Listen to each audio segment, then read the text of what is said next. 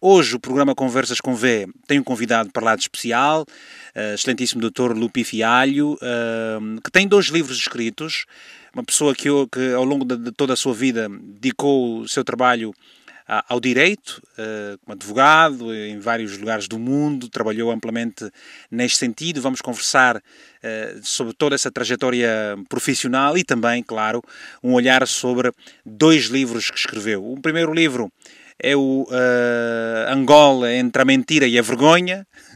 Isso é interessante, já por si só já chama a nossa atenção. E depois um outro livro que é África, Negritude, Criolismo e Assimilação em Angola, o Anticristo da Colonização. Portanto, ambos os livros têm a chancela da Lisbon International Press. Lupi Fialho ou Lupi Fialho? Como é que... Já se fez muita confusão do seu nome por causa disso? Lupi Fialho é o meu nome profissional de sempre e principalmente quando é pelo telefone cria a maior confusão. Perguntam, Lupi, aqui não percebem o Lupi, não percebem o Fialho, mas é o meu nome profissional, é Lupi Fialho. Mas quem foi que lhe deu este nome, Lupi Fialho? Lupi. O Fialho presumo que seja o sobrenome é do pai, não é? E o Lupi, onde é que sai esse nome? Quem foi que lhe deu esse nome? A minha mãe. Eu sou Duarte Lupi Fialho. Duarte Lupi era a minha mãe, Fialho o meu pai. Pois são os 2 últimos apelidos, não é? Lupi Fialho. É curioso que a sua geração, presumo que tenha nascido em 1950, 40.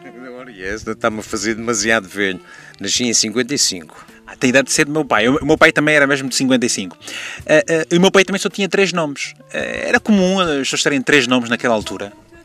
Não, na altura até depende das zonas, não é? Mas o normal até era terem mais. Terem o nome de batismo, não é?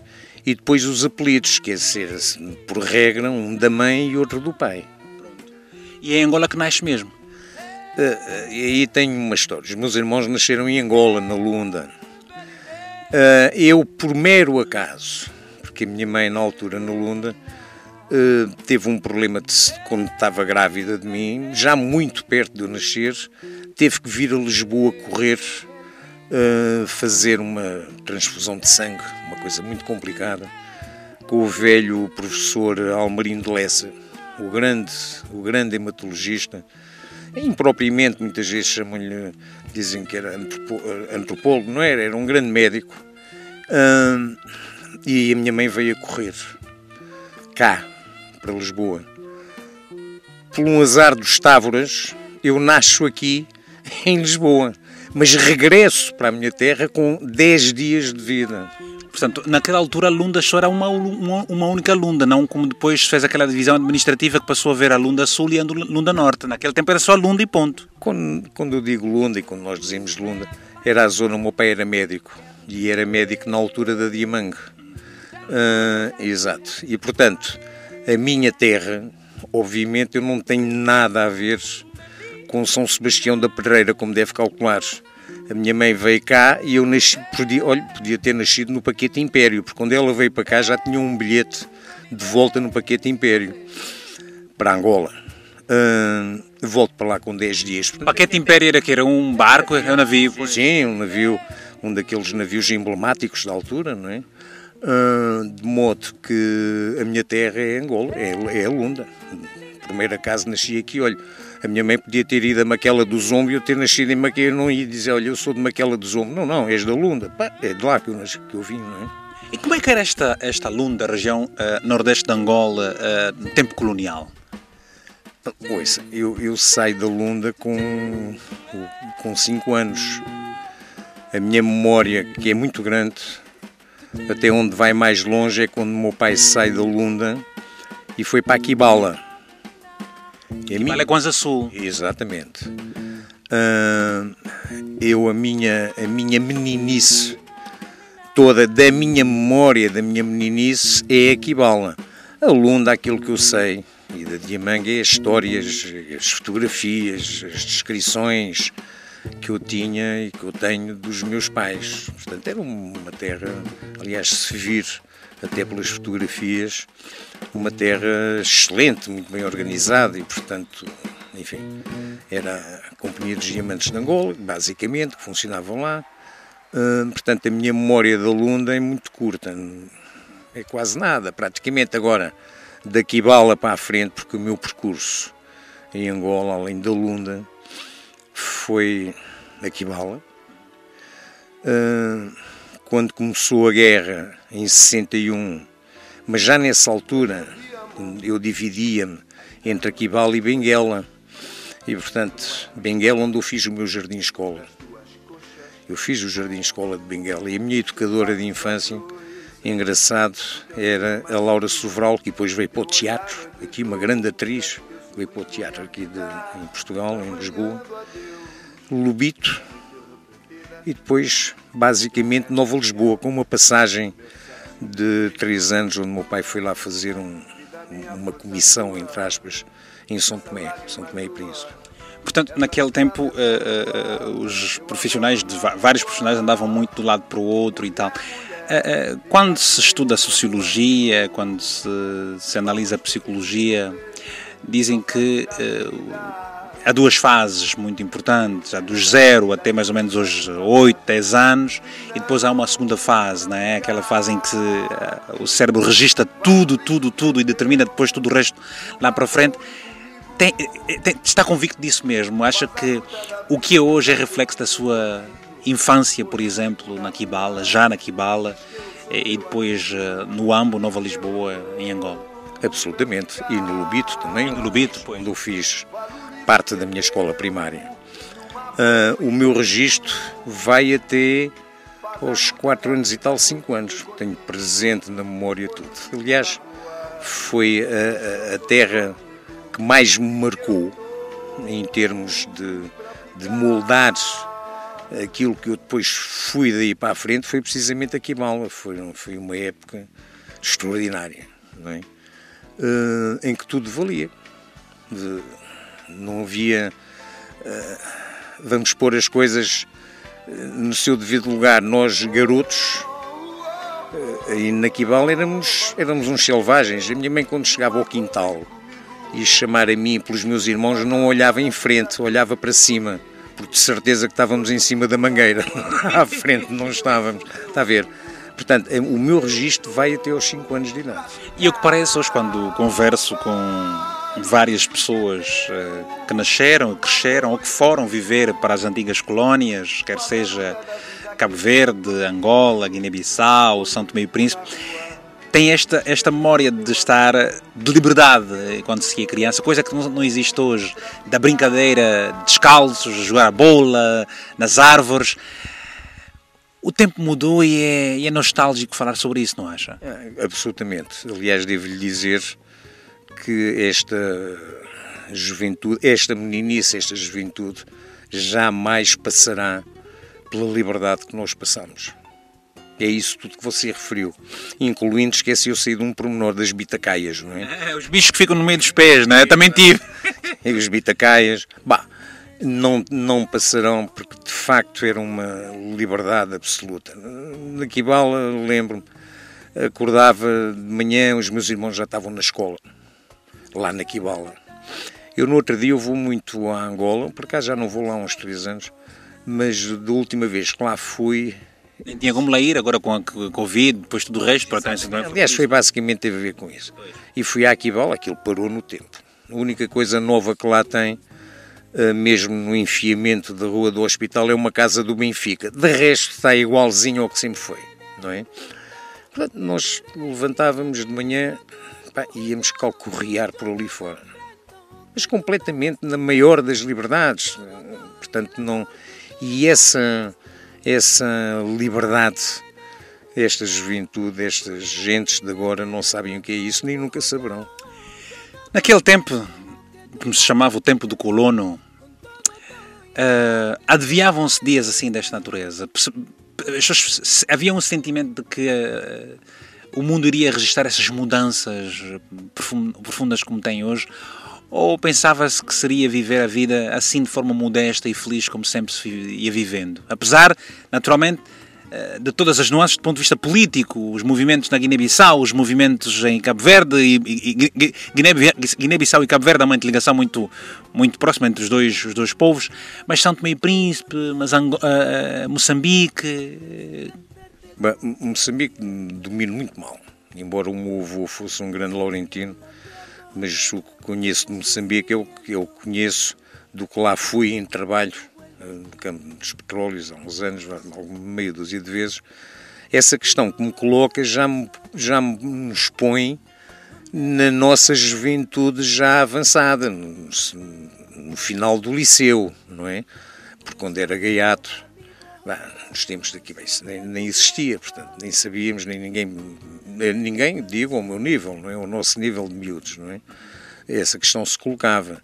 Essa questão já se colocava na nossa juventude, aliás, que tem muito a ver com esse primeiro livro que eu escrevi, porque nós somos muito aquilo que vivemos, por onde passamos e aquilo que lemos, que é o que nos molda vai-nos moldando a nossa personalidade.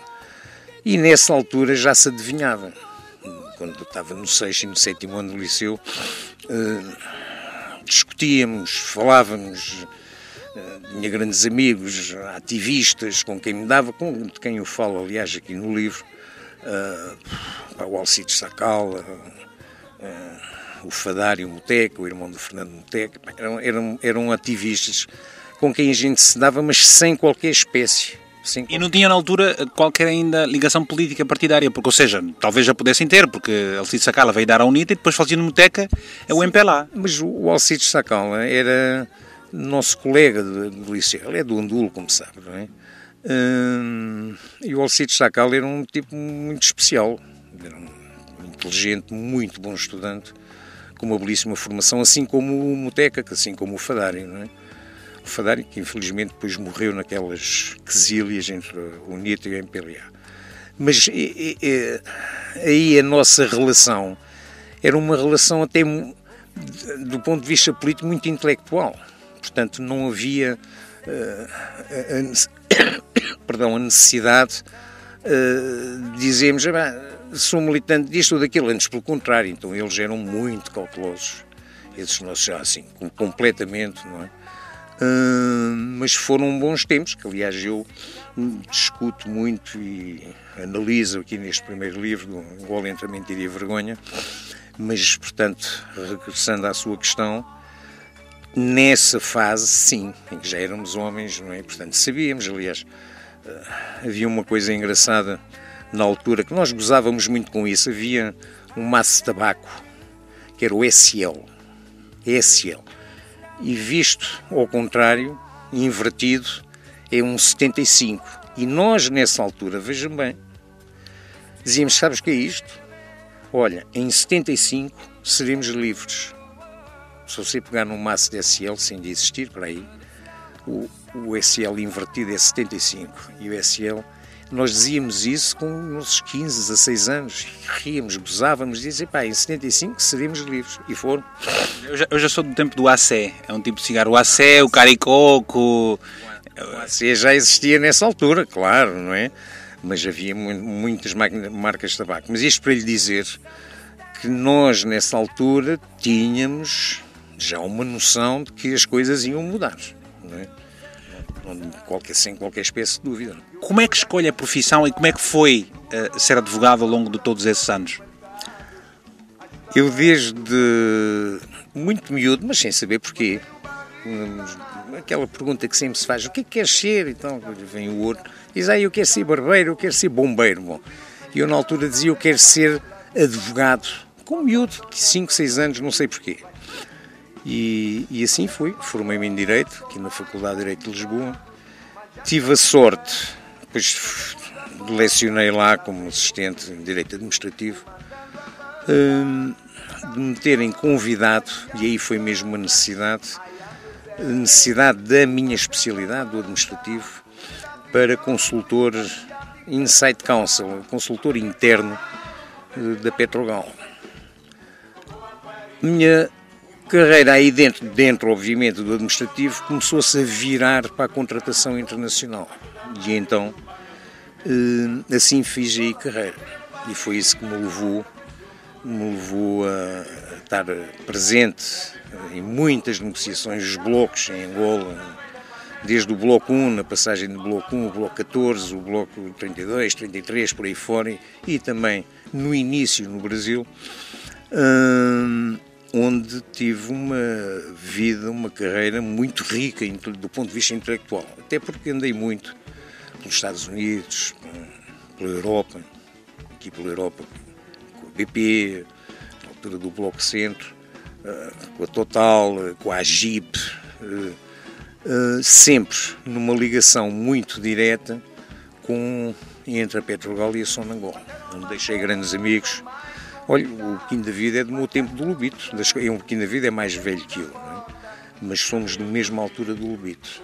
Vamos falar desta gênese, destes cérebros do passado e os tempos de escola. Estudo aqui na Faculdade de Direito em Portugal, com muita gente de Angola, porque muitos vinham-se formar cá, em todas as áreas, precisamente. Por acaso, devo-lhe dizer, ter grandes amigos que fiz aqui, da África, de Angola, por acaso, não tanto. Tive aqui um grande amigo que se formou comigo e que já tinha feito comigo. Eu fiz a 3ª e a 4ª classe e a admissão ao liceu em São Tomé e Príncipe, onde deixei grandes amigos. E um dos meus grandes amigos de garoto, de infância de São Tomé, é o Olegário Tini, o irmão dele que morreu, coitado. Era o Carlos, depois formou-se em medicina, no mesmo curso de medicina que o meu irmão. E depois venho a apanhar o Olegário aqui na faculdade. Mas fiz aqui grandes amigos. O Jorge Fonseca, o Zona, que foi presidente de Cabo Verde. Jorge Carlos Fonseca. Exato, foi o meu colega e amigo aqui da faculdade. Ele mais velho também, o Jorge. O Jorge Fonseca é mais velho. Mas por acaso de Angola não teve na altura colegas aqui na faculdade. É interessante, a vossa formação era muito boa na base e esta formação convencional nas várias escolas era sempre acompanhada com uma formação religiosa muito séria. Você falou, por exemplo, dos gaiatos, mas depois tinham sempre os escuteiros, por exemplo, não é? Ou não é aquilo que estou a pensar? Não, eu quando disse gaiatos é no sentido que no Alentejo se dá a gaiatos, é miúdos, candengues.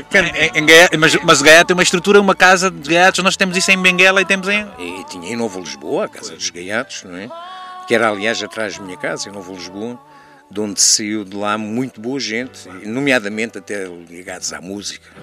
A Casa dos Gaiatos tinha sempre um conjunto e uns músicos ótimos. O Pedro Malagueta era da Casa dos Gaiatos, não é? Portanto, e não só. Zé Maria Coelho, essa malta. Mas eu, quando disse Gaiatos, é candengues, não era os Gaiatos. Ali a Casa de Gaiatos havia em toda a Angola, a Casa dos Gaiatos, não é?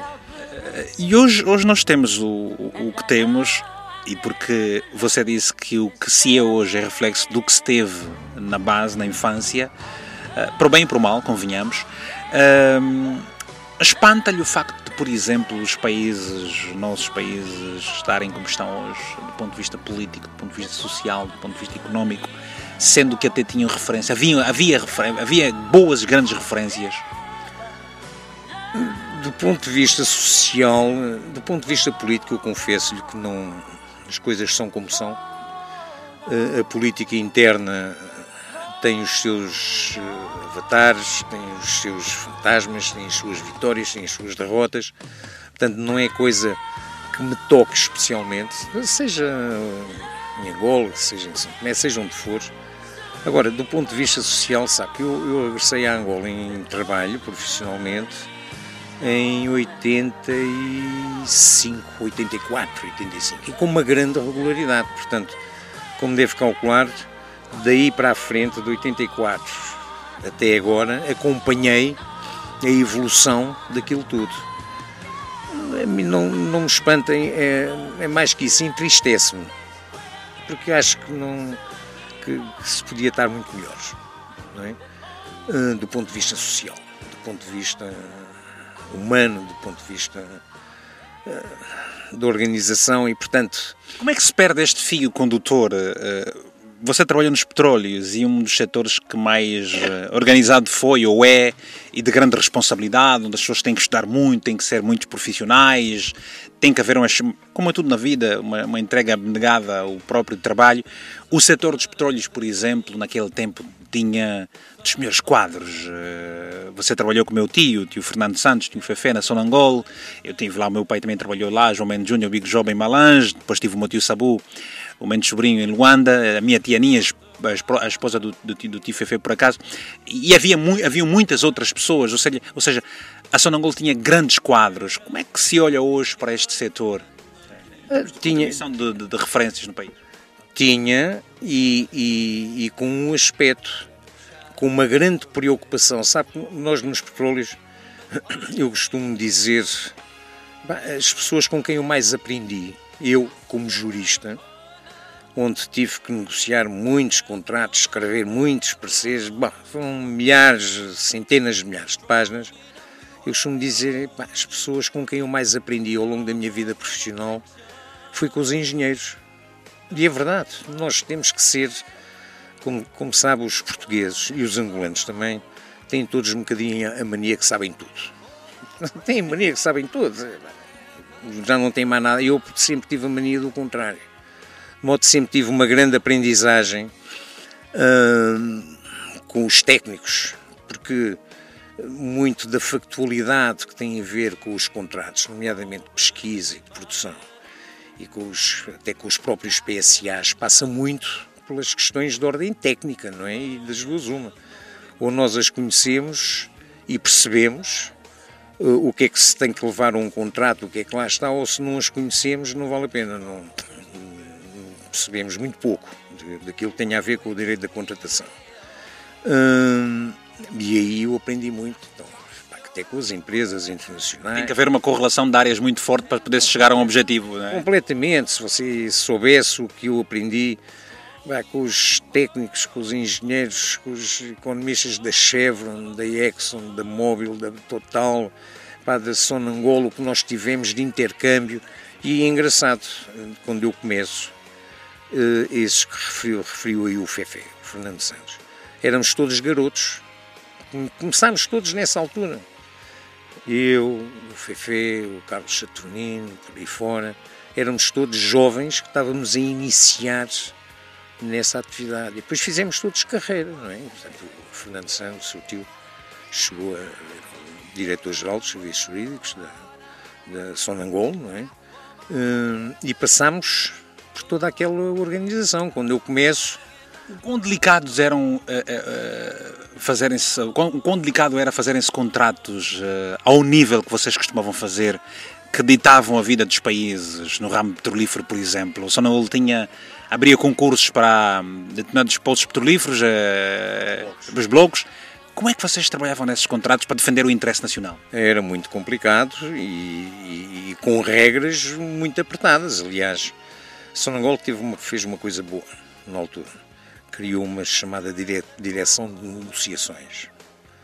O primeiro que foi o diretor de negociações foi o João Landoite e depois foi o Carlos Van Deste, que tinham regras apertadíssimas e aquilo era para ser cumprido e era para ser... Na altura ainda se negociavam os contratos. A partir de uma certa altura os contratos só se negociavam questões de valores, não é? Prémios de assinatura, taxas, juros, overheads. Agora, na altura ainda se negociavam cláusulas. E escrevíamos, e discutíamos, e era... Esta negociação de cláusula dependeria exatamente de quê? Portanto, quando se discute cláusulas, a priori, presumo, estamos a defender interesses de forma igual, ou não é? Cada um defendia os seus interesses, mas... as regras eram para ser cumpridas e havia ali uma necessidade muito grande de defesa dos interesses do Estado angolano, que eram representados pela Sonangol. As grandes questões que se colocavam na altura, depois, ao nível das negociações, tinha a ver com a questão do operador. Porque a operação e o operador era a figura central de desenvolvimento e de realização daqueles empreendimentos da pesquisa e depois da produção, onde ela havia. E, portanto, mas nessa altura as discussões eram muito fortes, muito, às vezes estávamos meses a discutir uma cláusula. Mais de 8 horas, mais de 10 horas também. Não, mas e mais de um ano, 2, 3 anos, e umas vezes encontrávamos em Luanda e depois era em São Francisco, e São Francisco era quando metia a Chevron, não é? Tem lá a sede em Sarramon. São Francisco e depois nos outros em Houston, e portanto isto eram discussões aturadas que levavam muito tempo, e havia os timings também que eram geridos e bem geridos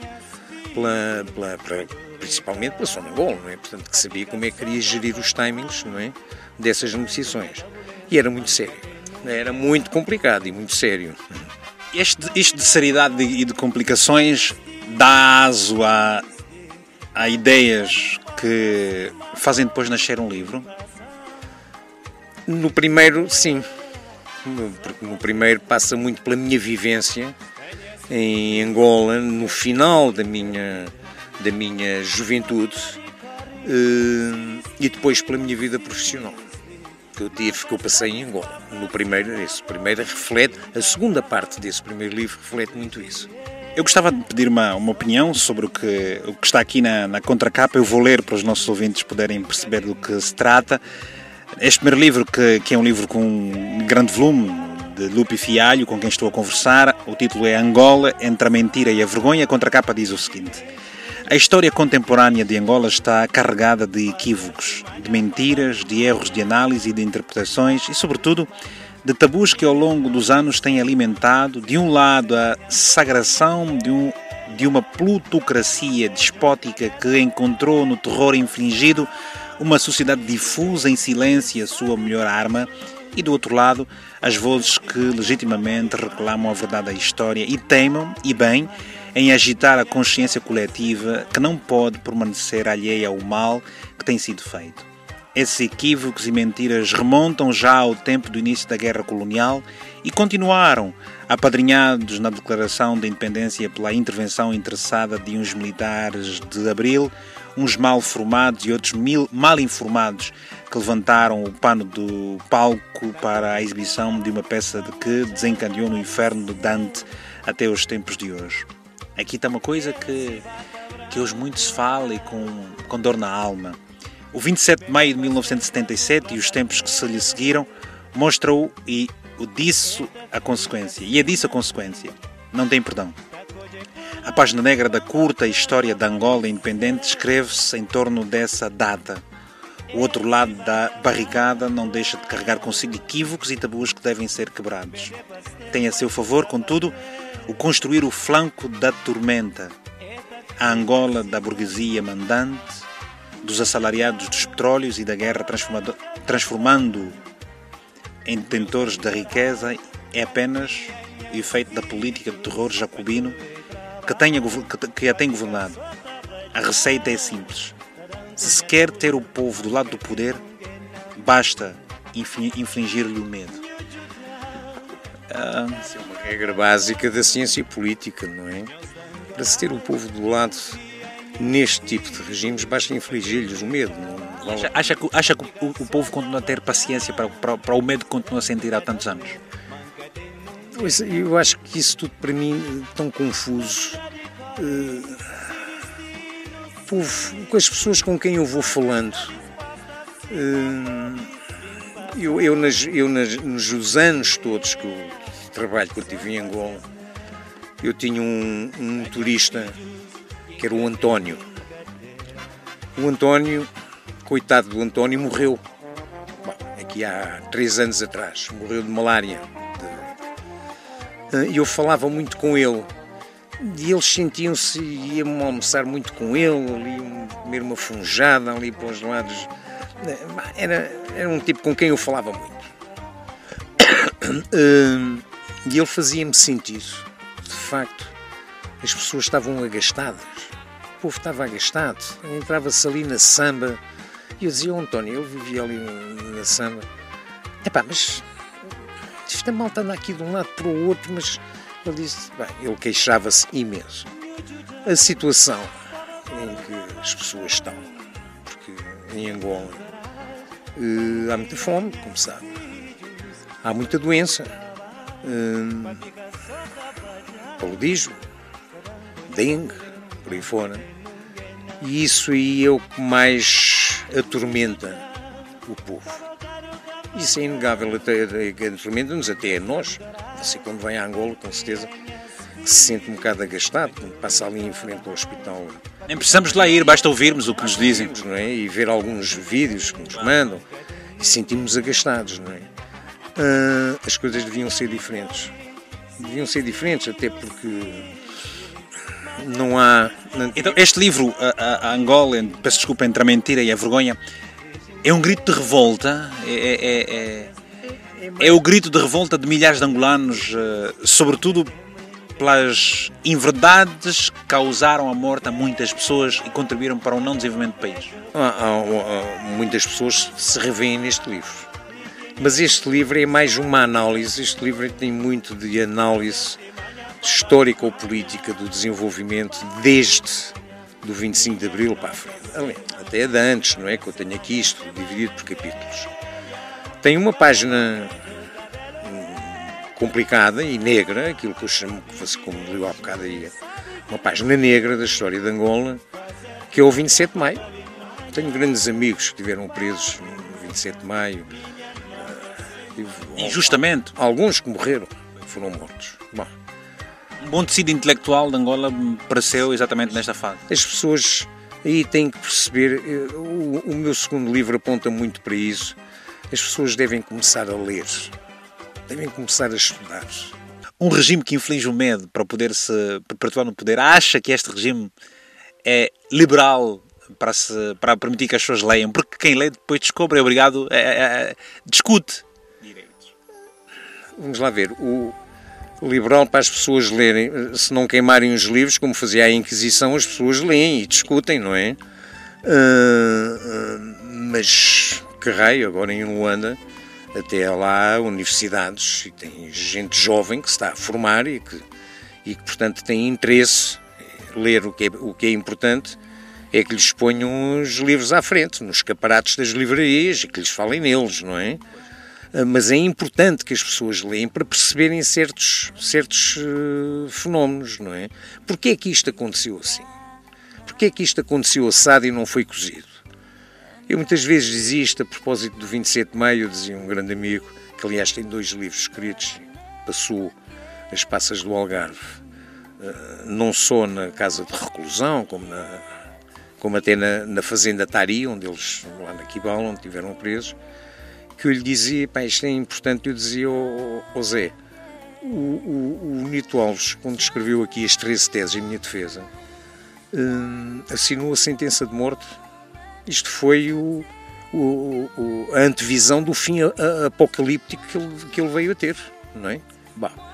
E, portanto, as pessoas, todos estes fenómenos têm que ser compreendidos, a raiz dos problemas tem que ser compreendidos. E o problema é que o que se diz é que muita gente não gosta de entender a raiz dos problemas para poder solucioná-los. As pessoas hoje em dia, nos tempos que correm, e vamos cingir aqui às nossas sociedades, Portugal, Angola, quase têm medo da sombra, não se querem envolver com nada. É muito mau, aí nesse aspecto é muito complicado. Não é? Uma das coisas que me moveu aqui neste segundo livro, que é um livro que tem muito de didático, porque nós... Mas antes do segundo, peço desculpas, antes do segundo livro, eu pergunto, como é que reuniu tanta informação para um volume tão rico de conteúdo histórico e de uma perspectiva mais dolorosa que raspa a ferida, como é este livro Entre a Mentira e a Verdade? Eu sou advogado, portanto, ler e escrever, eu sempre vivi disso, não é? Portanto, e interpretar-se. Eu leio muito. E sou um bocado de geração espontânea. Eu trabalhei muitos anos trabalhei a nível profissional, não na universidade, mas a nível profissional, pedi-lhe muitos pareceres com um grande professor de Direito, que foi Ministro de Justiça, nos tempos de António de Salazar, que era o grande professor de Direito Civil, Antunes Varela, que foi um grande ministro, e ele costumava-me dizer, fiz 1 ou 2 pareceres conjuntos com ele, e ele dizia-me sempre assim ao Lupi, porque ele já era um grande amigo de infância do meu pai, e, portanto, ele tratava-me por tu, dizia, tu és muito, tens as coisas todas na cabeça, vais pensando, e de repente saltas para cima de uma folha de papel e começas a escrever, e eu dizia-lhe, sim. Ele diz, não, eu sou ao contrário. Eu dizia, eu também já vi. Escrevia, depois cortava e voltava atrás, voltava à frente. Eu, muito do que aqui está, era muito aquilo que me sobrevoava à cabeça e muito das minhas leituras, porque se for ver aqui, nesta bibliografia que eu tenho aqui atrás, tenho umas centenas de livros, porque leio mesmo os livros. Os livros devem ser lidos, não é? Muitas vezes até principalmente as notas pé de página, onde tem muita informação com interesse e com riqueza, não é? E parte daquilo, isto não é propriamente na parte da minha vivência, né? Mas se quiser catalogar poderá ter alguma coisa de memórias, não é? Porque vivi muito aquilo, e portanto é tanto aquilo que eu vivi como aquilo que eu li e que discuti e que convivi com os meus núcleos de amizade, é muito isso. Não é? Pois, e tudo isto trazido hoje em livro. Como é que foi o lançamento deste livro aqui? E pergunto, de que forma é que a obra foi recebida por uma classe que a conveniência não lhe convém? Tenho tido algumas surpresas. No outro dia fiquei muito surpreso quando me disseram, que eu aliás nem falo assim muito bem dele aqui no livro, antes pelo contrário, quando me disse, o professor fulano tal, não interessa agora, aconselhou-nos e quase nos obrigou a ler o seu livro. E diz, é essencial para vocês perceberem muita coisa do que se passa em Angola. E vocês vão ler, e eu comprei na altura, porque ele me disse, e eu disse, esses por acaso espantam, bom, não é um tipo... Eu não falei muito bem dele. Até faz parte da clique, mas quem o leu teve uma ótima receptividade. E eu digo quem o leu, porque hoje em dia as pessoas estão mais viradas para lerem, desculpe uma expressão, chachadas, não é? Ou revistas de cor-de-rosa e por aí fora. Mas quem o leu gostou, discutiu comigo, eu gosto muito da crítica.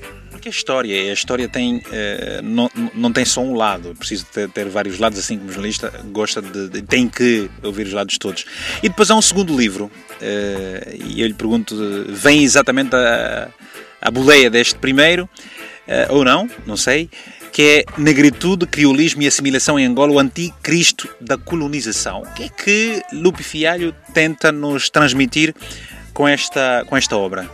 Eu antes de irmos aí, a propósito deste primeiro livro, às tantas, o professor Carlos Pacheco, que é um grande investigador, leu o livro, mandou-me um e-mail que eu até fiquei corado, adorou o livro, disse, faz parte, mas pronto, só para dizer isso, foi muito bem recebido este livro por quem o leu.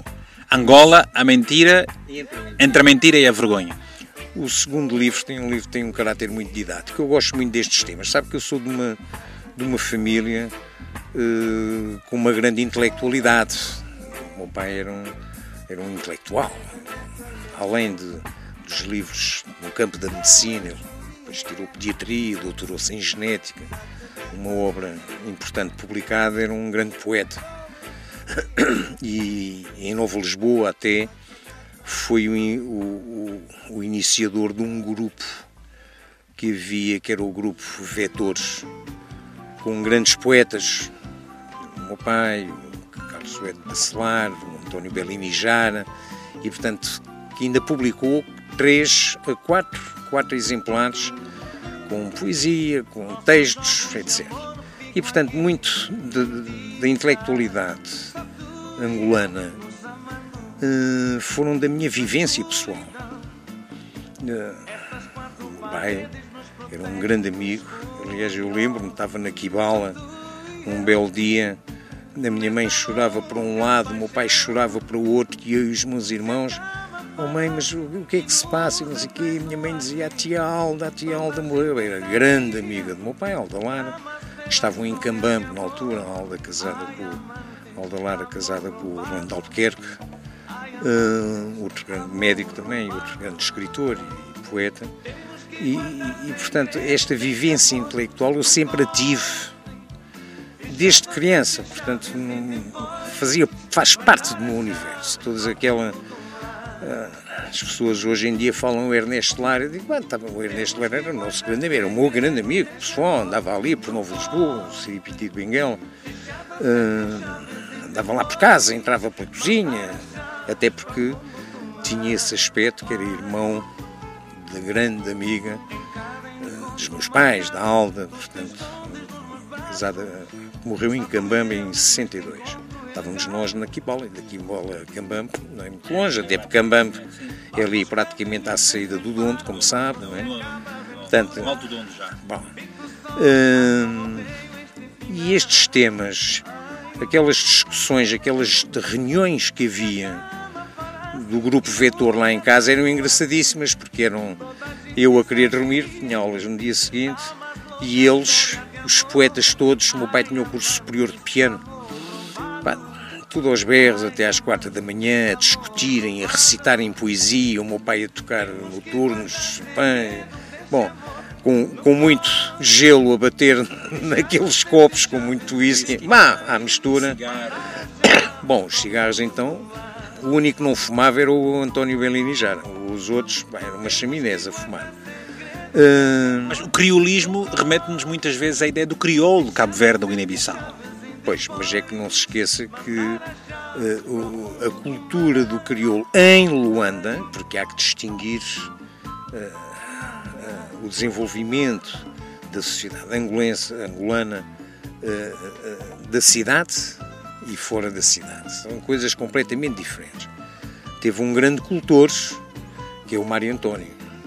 Mário António, grande, que depois chegou aqui até, com quem eu tive que me relacionar diversas vezes, que ele era um diretor-geral aqui da Fundação Carlos Gulbenkian, que era o grande amigo do Viriato da Cruz, e foi um dos fundadores do Vida Efêmera do Partido Comunista de Angola. Foi o Viriato da Cruz, o Mário António, e mais um ou dois, mas que depois abriu portas e fechou logo, foi em 58, 59.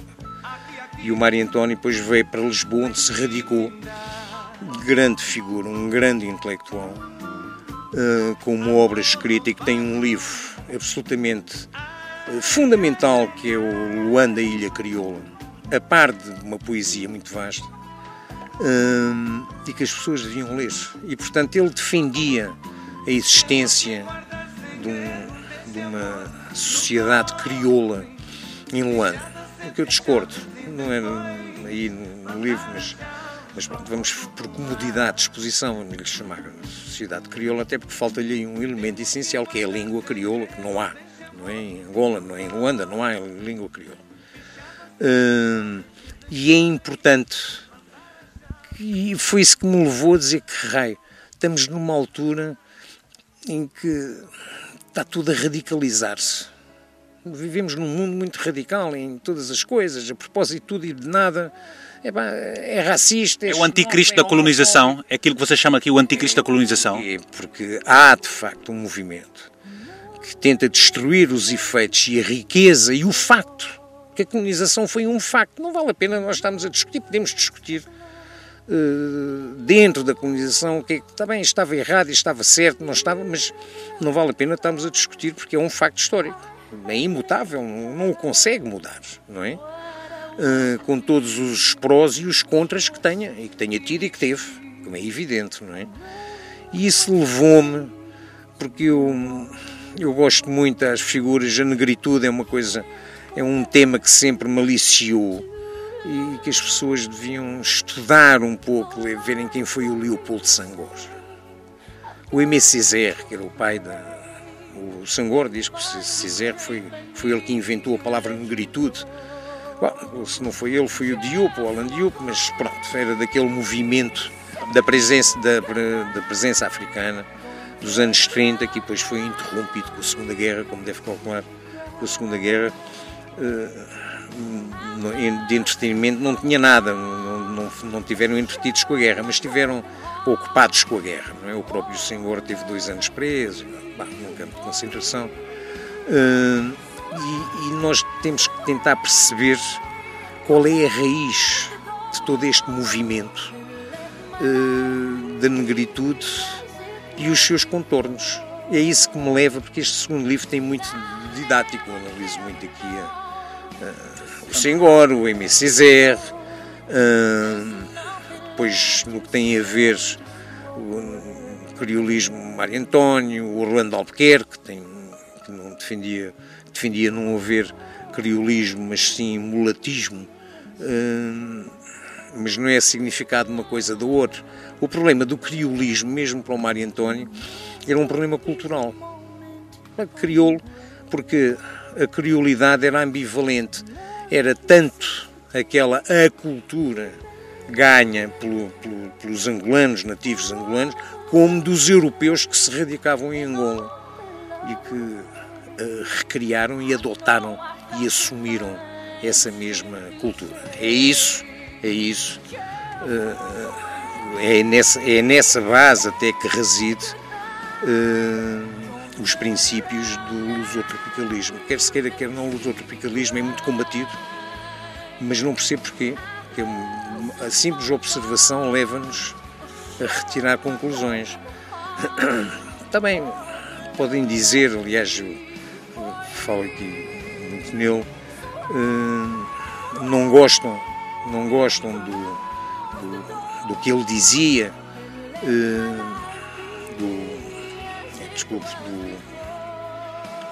aliás, muito lido sobre isso, mas podem não gostar, não é? Mas o que ele dizia não era errado, não era errado. Estamos a de repente, como dizia o outro, que estupidez agora. Sim, eu já não estou. Bom, o lusotropicalismo tem muito a ver com o desenvolvimento da própria sociedade angolana atual. Isso pode dizer e desembocar no assimilacionismo, na assimilação. Mas nem o Senghor, nem o Aimé Césaire, nem o movimento negavam a assimilação. Eles diziam uma coisa. Bom, o Aimé Césaire dizia: eu sou martinicano, mas eu amo a França. O Leopoldo Senghor, que é senegalês, um homem de uma grande riqueza intelectual, ele dizia, eu foco aí, o nome Senghor vem do português, eu descendo de português. Senghor vem da palavra senhor.